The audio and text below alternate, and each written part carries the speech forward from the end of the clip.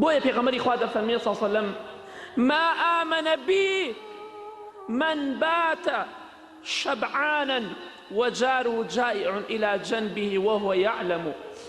أفرمي إيماني بمن نهێناوە ئەو کەسەی خۆی تێر بێ بۆ خۆی بە تێری بخەوێت دراوسێکەی لە تەنیشتەوە برسیەتی و ئەجزانێ برسیەتی یارمەتی نادات، ئەوە ئیمانی بە من نەهێناوە.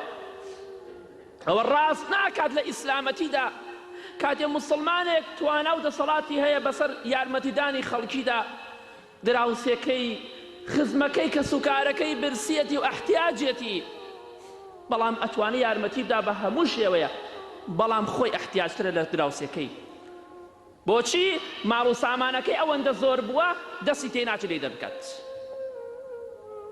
بۆیە بەڕاستی زۆر کەس دەبینی دەوڵەمەندێکی گەورەیە بەڵام ئەحتیاجێکی زۆر گەورەیە، هەشە خوا یارمەتی داوە یارمەتی خەڵکی ئەدات، بەڵام ئەوانە کەم.